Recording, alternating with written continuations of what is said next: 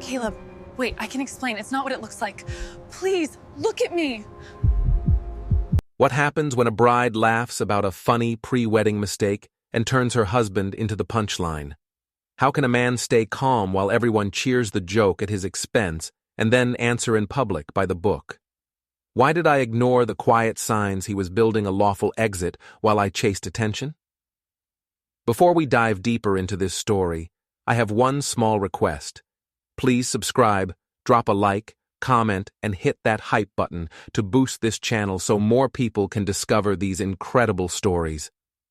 I'm Isola, 30, and I schedule fittings at a bridal shop where everyone believes in magic endings. I like the noise, the mirrors, the rush before vows. My husband, Caleb North, 32, runs logistics and prefers quiet lists. He said marriage needed respect. I said laughter could fix anything. Before the wedding, I slept with a coworker and called it a funny dare. I told myself it did not count because papers were not signed. I framed it as a prank that proved I was brave. Caleb did not laugh. I sold the story to friends like a cute disaster we would outgrow. They clapped. My mother said I was passionate. His mother went very still. I posted soft captions about honesty and growth. Caleb asked for privacy. I said privacy sounded like punishment. He moved slower, spoke less, and started putting things in neat stacks. I said order meant control. He said order meant peace. I said peace could come after the likes. At home, 2 mugs sat on opposite counters like props. In the evening, I smelled printer toner and saw a blank page in the tray. Caleb's phone flashed a calendar line and went dark. I told myself everything was still mine to steer. I woke early and decided the morning needed a soft shine. I framed the kitchen counter like a showroom. 2 plates, 2 forks, the good jam, a folded napkin with a tiny bow. I placed 2 mugs on opposite ends because the photo looked balanced that way. I told myself that was design, not distance. Caleb came in from a run and set his keys down carefully. He asked if we could keep today quiet. I said I had content to polish for the shop page. He said respect came before content. I said content brought customers and customers paid bills. He said his job paid bills too. I kissed the air near his cheek like a peace sign and pressed post. He scrolled his phone once and put it face down. A thin bar flashed on the screen before it went dark. I saw the words for only a second. Downtown, 11:25 a.m. He slid the phone away like it might make noise. I asked if he had errands. He said he had personal things. I said personal sounded like a secret I was not allowed to hear. He said privacy was not a weapon. I said privacy felt cold when my life needed warmth. He did not argue. He poured coffee into the mug far from mine and stood still until the steam stopped dancing. I filled the silence with plans. I said we should do a joint post on love lessons and show we were strong. He said strength started off camera. I said off camera looked like silence, and silence made people guess. He said we did not owe people our kitchen. I said the kitchen could be our stage if we wanted. He wiped a ring of coffee from the counter and lined the sugar jar with the edge of the cutting board. I called it fussy. He said order helped him think. I said order helped him control. He looked at me like a person holding a small glass animal. On the stairwell landing, I tied my shoes and asked if we could joke about my pre-wedding dare at dinner tonight so the story would become harmless. He said harm was not a joke. I said I had already posted about growth and people loved it. He said love should not be a crowd project. I said crowds kept us honest. He said crowds kept us noisy. We stood a step apart and both looked at the door. I told myself he would forgive me once the comments rolled in kindly again. He opened the door and the latch clicked like a final word. At the shop floor, I arranged gowns by color and brightness. The mirrors threw my face back at me with a soft, forgiving light. Ronan passed by with a box of veils and asked if the legendary dare had become a legend for life. I said it was old news and not a big thing. He asked if Caleb was cool now. I said of course and said real couples bend and bounce. He laughed and said I was wild in the best way. I said brave, not wild. 2 co-workers snickered, then smoothed their expressions when the manager walked by. The bell on the door rang again and again. Brides came in, brides left, happy. I told myself I was good at beginnings and could fix any middle. During lunch, I checked my post. The caption said, "Honesty heals." The comments split in half, hearts from friends, questions from strangers. I answered with sweet lines about trust and timing. Soraya from Caleb's HR sent me a neutral message asking if everything was stable at home because rumors reached workplaces. I said everything was fine, and that online tone can be tricky. She said professionalism mattered for both of us. I said of course and added a smiley I did not feel. I told myself people worried because they cared about our future, which was a compliment if I wanted it. I went home between fittings to grab a jacket. The apartment felt tidier than usual. Mail sat in 2 straight rows. A thin binder marked Utilities lay open on the desk and looked thicker than normal bills.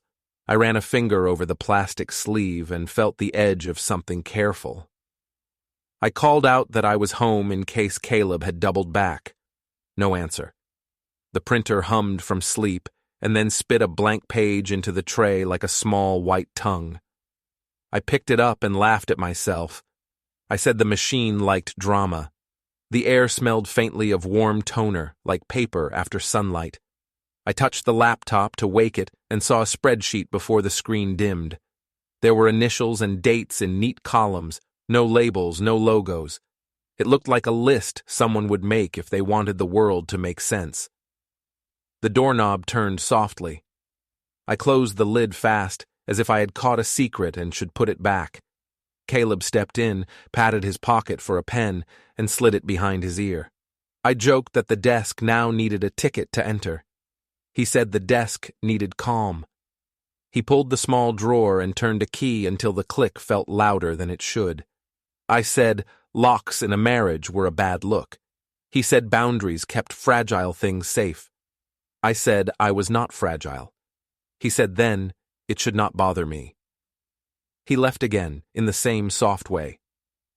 Back at the shop, Ronan handed me a clipping of lace and said we should grab a drink after shift to reset the vibe. I said I had to go home and capture a sunset reel.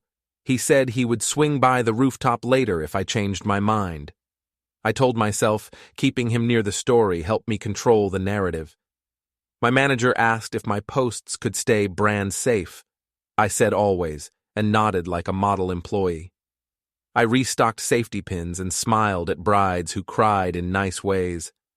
Evening dropped in like a curtain. I set my phone on the balcony ledge and filmed the street turning gold. My caption read, "Choosing joy after hard talks." Inside, the apartment held a strange quiet. 2 mugs stood on opposite counters, as if they had been told to hold their ground. I moved mine beside his, took a picture, and then separated them again because the photo felt false. I told myself truth did not need to be photogenic, then doubted the line and scrolled comments for courage. I cooked pasta and tasted sauce with the wrong spoon. I imagined the dinner conversation I wanted. I would tell the dare story with a light voice. Caleb would roll his eyes and call me a brat. Everyone would laugh. The moment would close like a book. I rehearsed lines in my head and timed the smile. I told myself I was smart enough to turn a bruise into a wink. I told myself I knew where the line was and that I could stand on it without falling. I checked his side of the closet. A shirt was missing. A small overnight bag sat near the floor as if it had been packed and unpacked. The guest bed had its blanket tucked tight like a hotel. I texted him a heart and a plate emoji. He replied with a single word, noted. I said he was trying to sound immune, and that I could melt that with one good reel. I set the table for 2 anyway. The apartment door opened at last. Caleb stepped in and placed his phone on the counter. He asked if I needed anything from the store. I said no and asked if he had time tonight. He said he was tired. I said tired was for later. He said later had already come and gone. I spun a small joke that did not land. He walked past the office and paused. I reached for my own phone to check the timer on the pasta. His lock screen lit across the room. For a heartbeat, I saw a tiny banner slide into view, then vanish. It looked like a text preview with no name, only a symbol. He tapped the button and the screen went black again. At the same time, the bedroom door swung inward and then closed with a soft thud.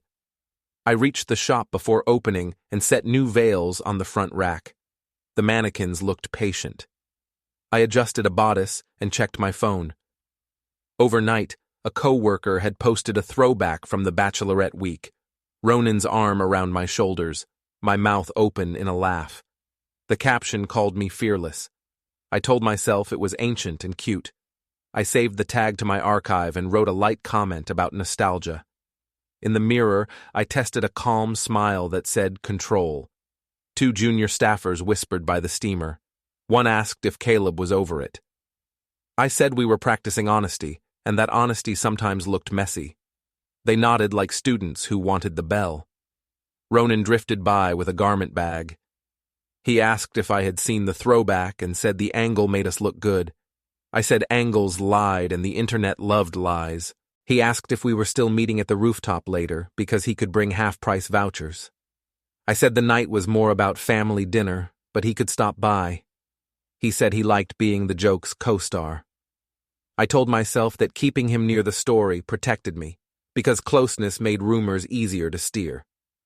My manager walked by and asked if the reels could skew softer this week. I said they would. I promised gentle music and lace.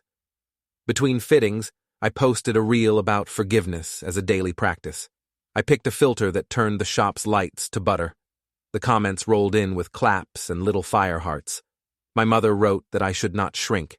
She added 3 roses. Etta did not post. A cousin sent a message asking if Caleb knew I was owning the dare again. I said we were on the same page. I told myself I was protecting our marriage by making the world clap. The bell rang and the floor filled again. I sold 2 belts and a hair comb, warm and bright. At noon, I walked out for a sandwich and opened my messages. Soraya from Caleb's HR had sent a polite request for a quick word at their office. She wanted to check workplace reputation risks due to public posts. I told myself this was a favor to Caleb, so I agreed. I took the metro across town and felt the car rock under my shoes. A child in a stroller stared at my bouquet bag as if it held fireworks. The warehouse office smelled like toner and coffee. Soraya met me in a small HR room with glass walls and gray chairs. She asked how we were doing at home. I said we were fine and adjusting. She asked if my recent posts were accurate about timing and intent. I said I believed in honesty and that the story was a harmless joke from before vows. She said timing sometimes mattered more than phrasing, and the internet turned jokes into headlines. She said the warehouse tried to avoid headlines, especially ones that made a worker look weak. I felt heat in my face. I said Caleb was not weak. He was private, and the crowd misread privacy as sulking. She asked me to consider the spillover of content into workplaces. I said I would. She asked if I could reduce tags that included Caleb's name. I said yes because I wanted calm too. On the way home for a jacket, I stepped into our apartment and stopped. The desk looked like a stage for neatness. A thin binder labeled Utilities sat open, but it held more than bills. The plastic sleeves were full. I could not see names, only the careful weight of order. 2 stacks of mail had been flipped face down. On the counter, an unsealed envelope waited in the outbox tray, corner lifted like a tongue. I called out that I was just grabbing a jacket. No answer came. His watch on the dish lit with a past notification. Meeting. Personal, 10:10 a.m. It had already passed. I told myself he had seen a therapist or visited a notary for something dull. The printer gave a small sigh from sleep and stayed quiet. I shut the envelope flap and then opened it again. Then told myself I respected boundaries and stepped back. At the supermarket, I bought strawberries for a later photo and stood behind Mrs. Elgin with her bread and soap. She asked if Caleb was okay because she had seen him park the car facing the street last night, which he never did before. I said early shifts liked easy exits. She said exits solved some problems. I said we were fine. She said she was praying.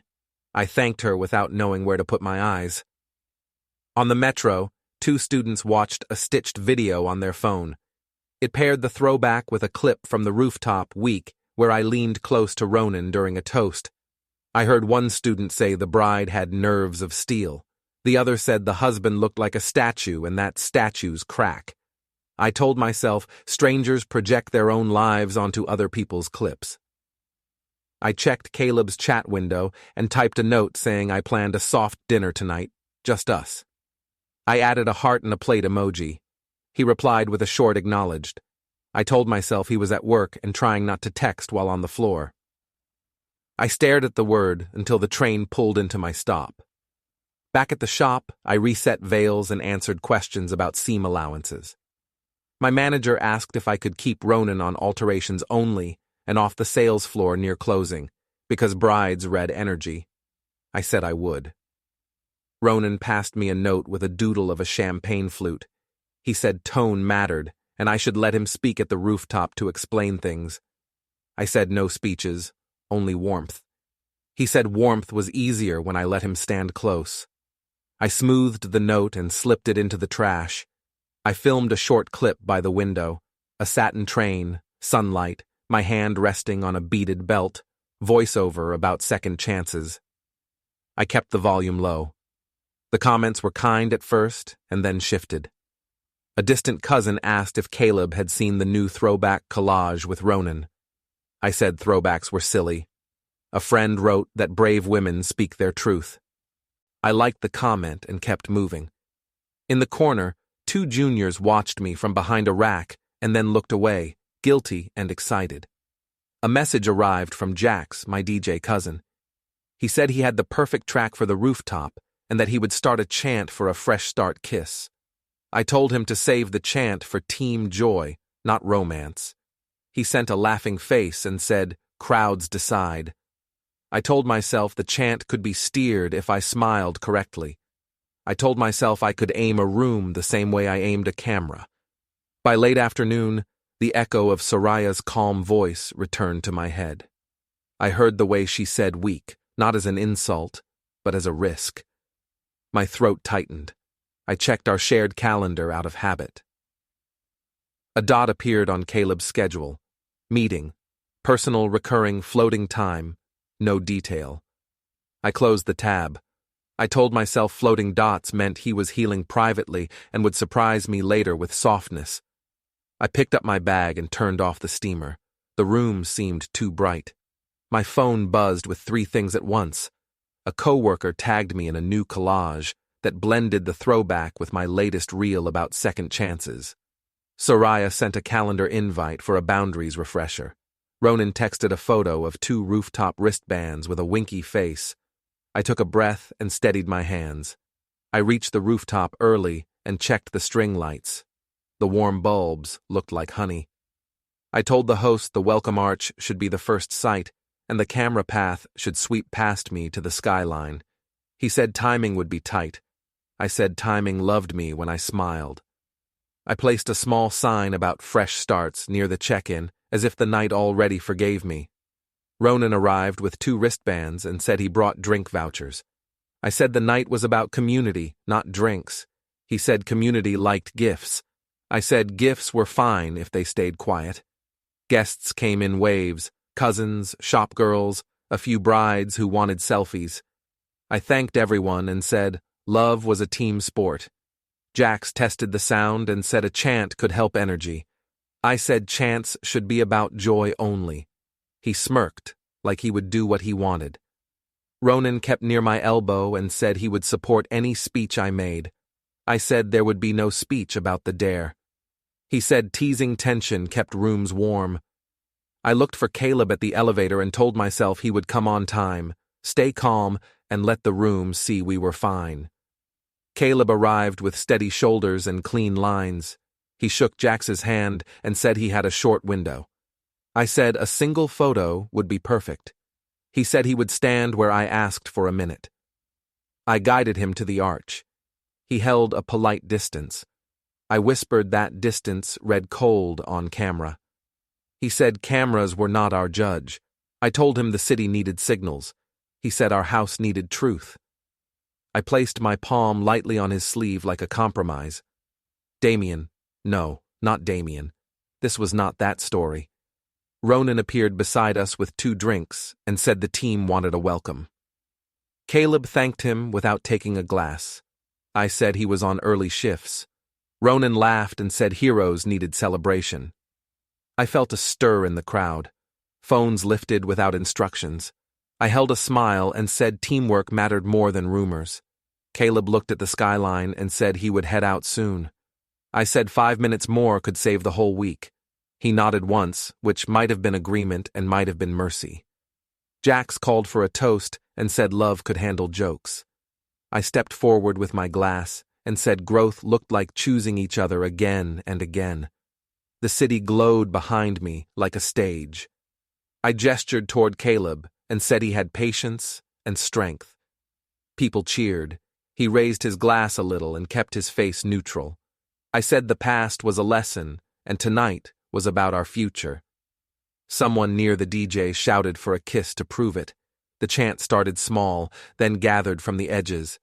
I told myself I would walk the line perfectly. I would face Caleb and end this with a soft, clean clip. Ronan leaned a fraction closer to pass a napkin and said the room needed warmth. I kept my eyes on the camera and felt his sleeve brush mine.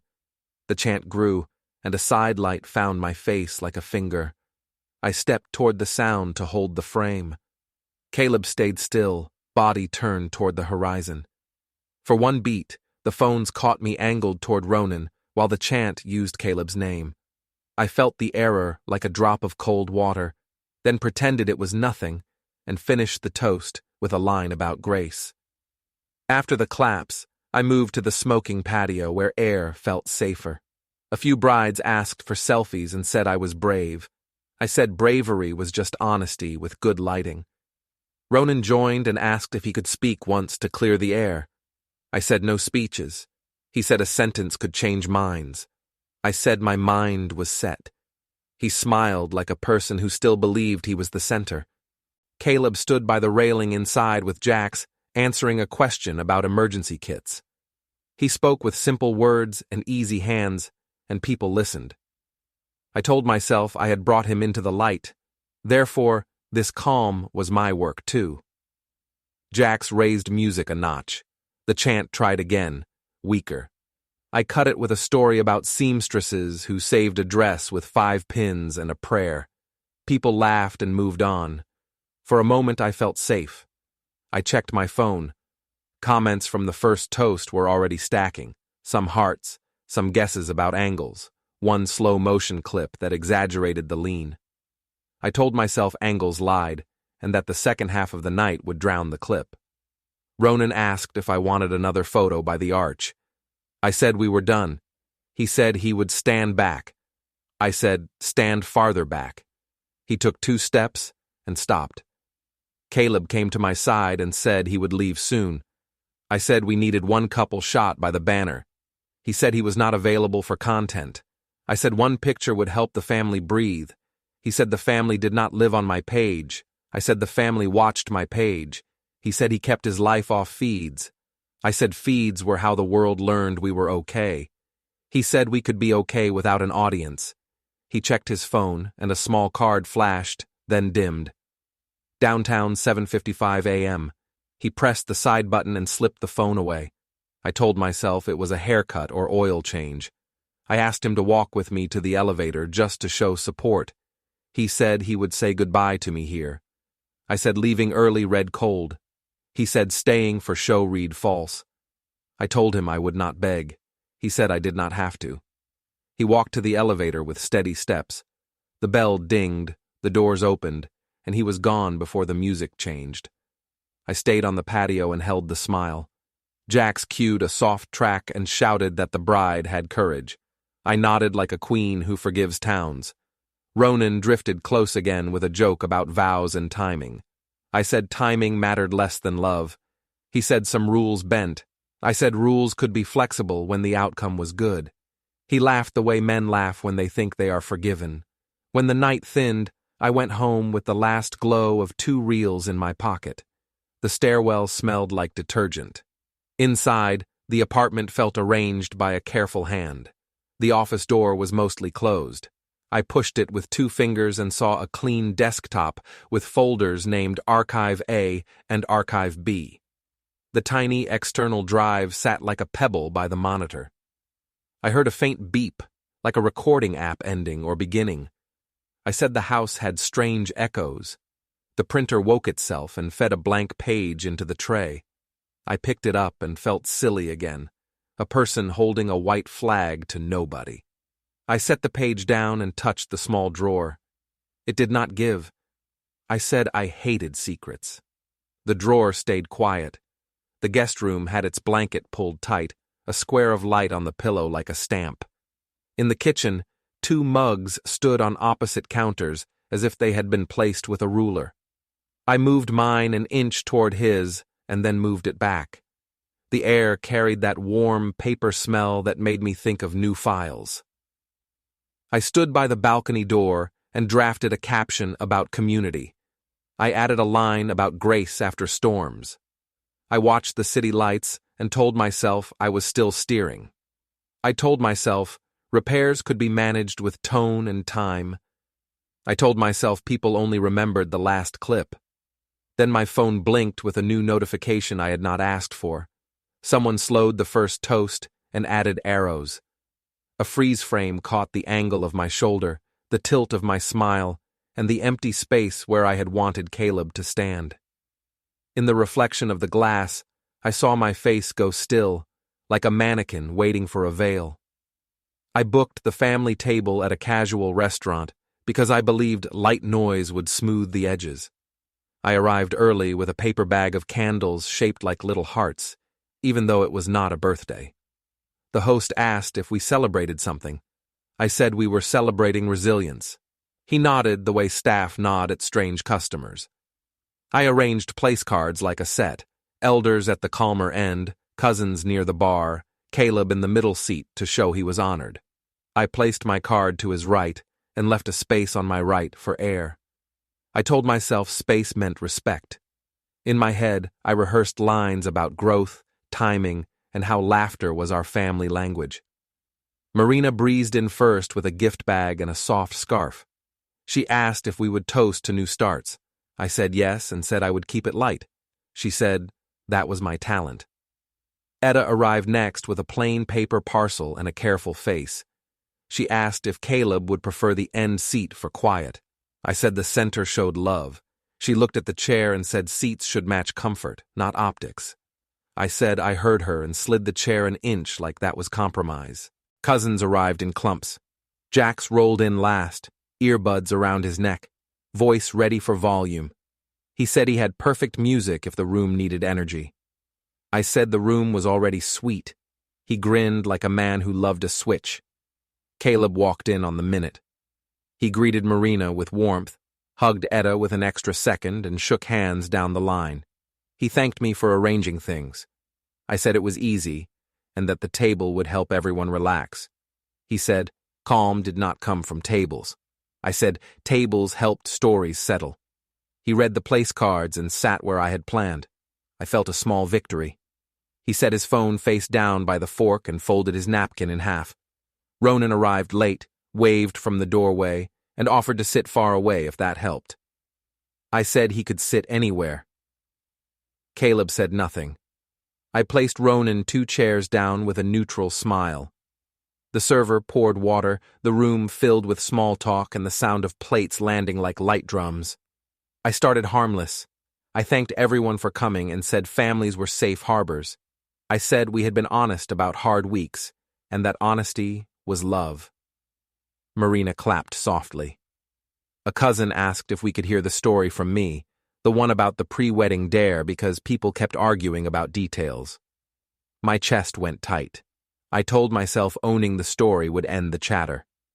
I said we had been young for one night, even though I was not that young. I said vows had not been said yet, and that some traditions were strange in our city. I said a silly dare had become a lightning rod, and that I chose transparency because secrecy harms. Several people laughed. Etta did not laugh. Caleb raised his water and said he was glad to see family together. He did not add a joke. I told myself he was shy with crowds. Meals came fast: bread, small salads, bright plates. I told a story about work where a bride changed dresses 3 times and everyone chuckled. Ronan added a line about the shop and called me fearless. I smiled at the table, not at him.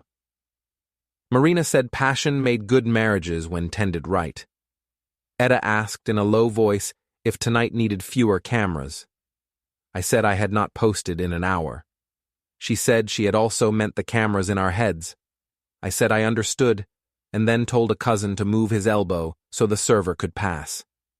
While Caleb cut his chicken, a small banner slid across his phone and disappeared. It looked like a muted call from private. He tapped the button and placed the phone deeper from the edge, as if the table might knock it. The server asked if anyone wanted to split the bill by half or together at the end. Caleb said quietly that he would take his portion and thanked me again for organizing. I felt the floor tilt a degree. I said we were not keeping score. He said it was just logistics. Dessert menus appeared and Jack started a soft chant for a toast. He said love survived jokes. I said love survived many things and asked everyone to lift a glass to resilience. I kissed the rim of mine, as if blessing the room, and glanced at Caleb. He lifted his glass, then set it down without drinking. Ronan told a brief story about how strong women keep men honest and smiled toward my side. The server returned and set the check in a black folder near Caleb's elbow without looking at me. Caleb opened it, placed his card, and asked to pay his half. He signed, thanked the server, and stood. He said he was grateful for the evening and would go home to rest. Marina asked if he wanted cake to go. He said no, thanked her, and squeezed Etta's shoulder as he left. In the doorway, he turned back and nodded once, as if blessing the scene without entering it again. The table carried on with awkward courage. People spoke louder to keep quiet from sprouting. I announced a plan for a park walk to settle the kids. I said fresh air made families kinder. Etta said she would come for the walk. Marina said she would drive a cousin home and meet us later. Jax made a small drum roll on the table edge and then put his hands in his pockets. At the park, the swings creaked and the sky went pale with early evening. I filmed a short pan of the trees and then lowered my phone when I saw Bee run toward Caleb's empty hand in my mind. She tugged my sleeve and asked if Uncle Caleb was sad, because I picked a practice husband first. The words hit like a careless elbow. I said adults made mistakes, and then told the truth, and moved on. She asked why the singing at the party said Caleb's name, and why I turned to the other man. I said the light made that part confusing. Maya. No. Wrong name. This was not my sister-in-law from another story. Etta knelt and tied Bee's shoe and said we would talk later. I stared at the gravel and planned a caption about family days. I walked a slow loop with Etta while Bee chased a kite with another child. Etta said clear lines made safe homes. I said safe homes could be dull. She said dull could be peace. I said I bought candles that make peace look warm. She said candles did not replace respect. I said I had said sorry many times. She said sorry, and spectacle did not mix. I said I was keeping the story from getting ugly. She said I should stop feeding the story. We reached the gate, and she paused as if weighing something unspoken. She did not hug me. She said Caleb would choose to do things properly. The sentence sat between us like a bench. Back home, the apartment felt like a stage after closing.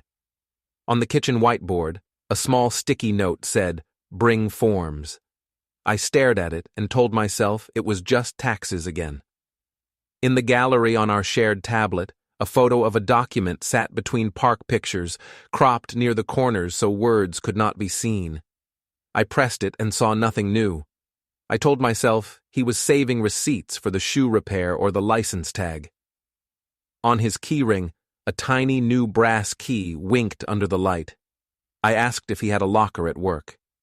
He was in the shower and could not hear me.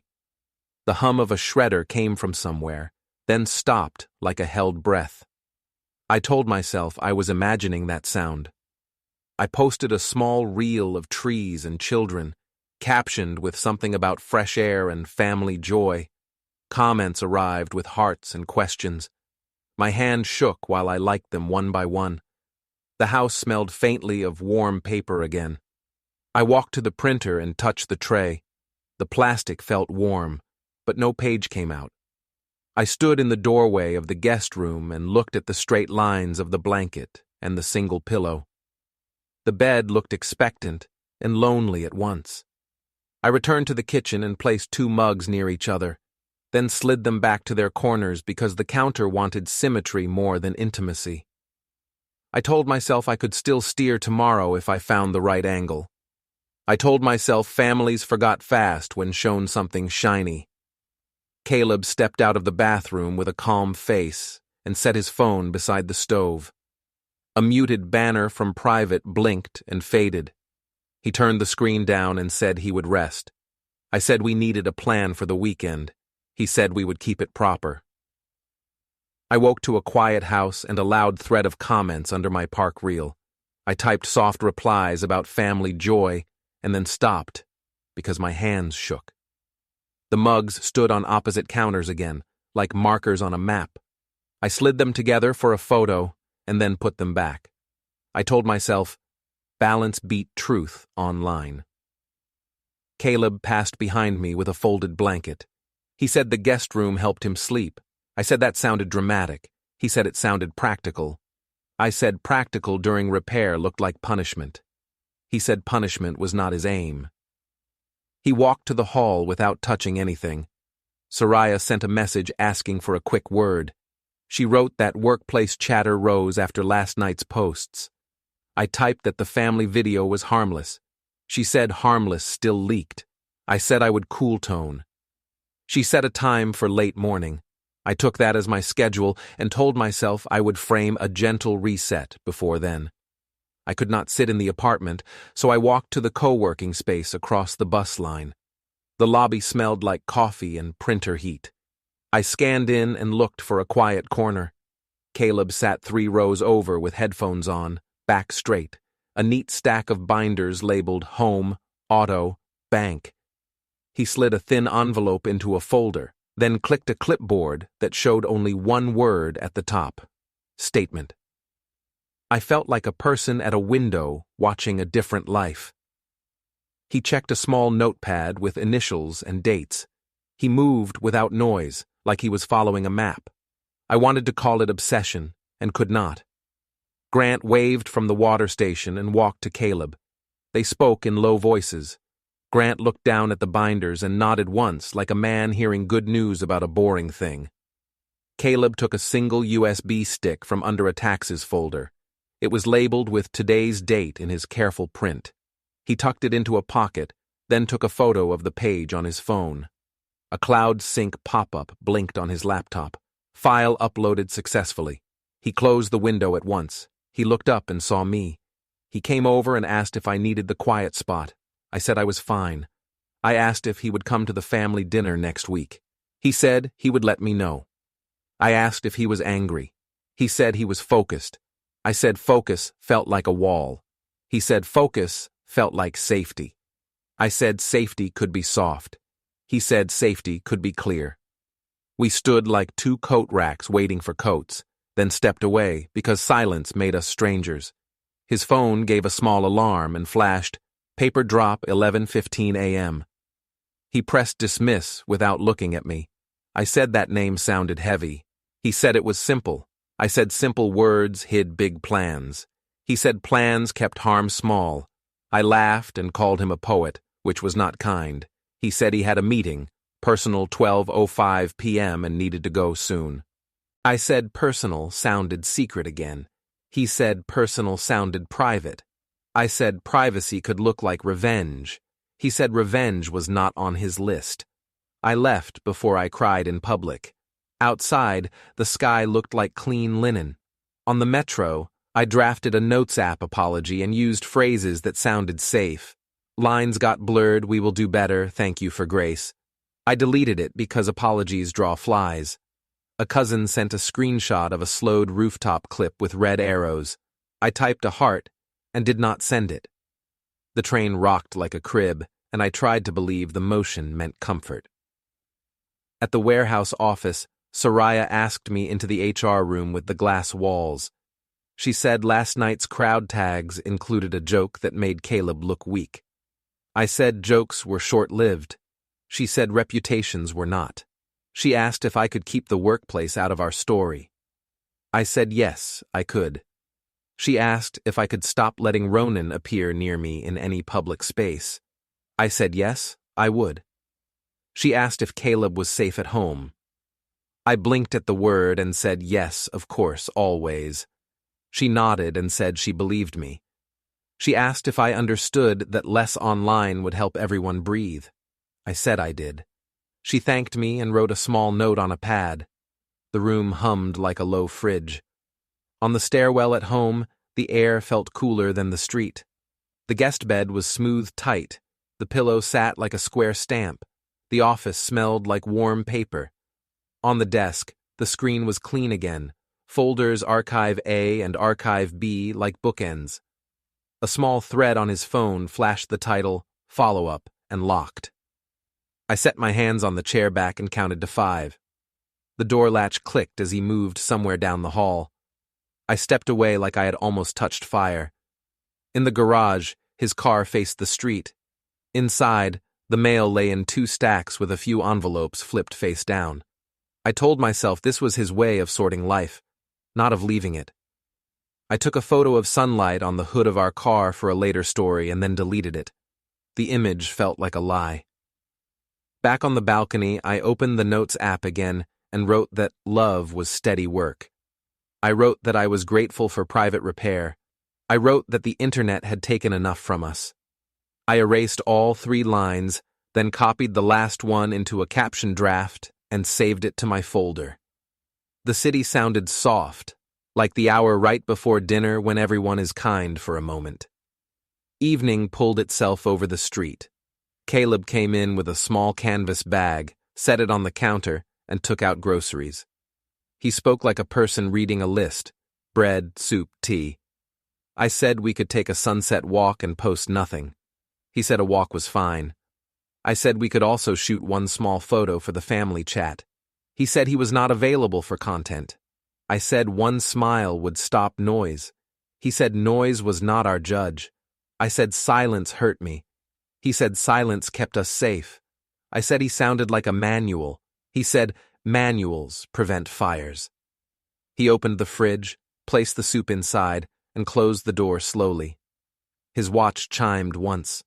A card lit and faded. Meeting. Personal. 12:05 p.m. for tomorrow again, as if the future had decided to repeat itself. He turned off the sound with a small touch. He looked at me the way medics look at people before they lift them. He said we would keep our steps calm. I said calm sounded like the end. He said calm sounded like a promise. We ate at opposite counters, because I said the table made the room feel like a stage. He said counters kept the room real.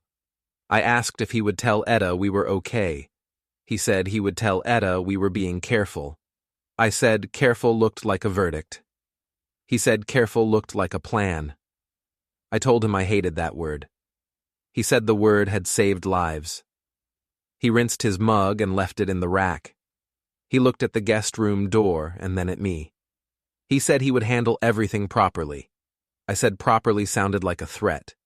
He said properly meant rules, not rage. I said I did not want a courtroom, I wanted a kitchen. He said the kitchen could stay the kitchen if we respected lines. I said I was trying. He said he heard me. I carried a bright scarf and a receipt for ring cleaning into the courthouse lobby at noon. The marble sounded hard under my shoes. I told myself I would take a brave selfie and write that we were working things out. Caleb stood near the directory with Grant a few steps behind. Security watched the line move. An elevator bell rang. A man walked to me, said my name, and held an envelope. He spoke calm words. I heard petition, temporary orders, and a date. I opened the packet and saw rules in short lines. Assets must stay the same. The apartment has an interim plan. The guest room remains his space. The car schedule follows his shift. Contact in writing only. A hearing set in weeks. My hands shook. I said the joke had been before vows. He said service was complete. I said this was over a story. He said this was notice. Up on the mezzanine, a clerk typed. A small printer by security spooled and spat a blank page that slid to my shoe. I bent and did not pick it up. I said to Caleb that we could talk. He said he would keep it lawful. I said lawful felt cruel. He said lawful felt safe. I asked Grant if this was necessary. He looked at the floor and said he wished us peace. A camera light blinked red near the desk. I almost lifted my phone, then lowered it. I pressed the envelope flat against my chest to stop the paper from shaking. The air tasted like dust and lemons. Caleb nodded once to security and turned toward the revolving door. I said his name. He stepped through the glass and did not look back. The door turned. The blank page fluttered. The lobby went on without me.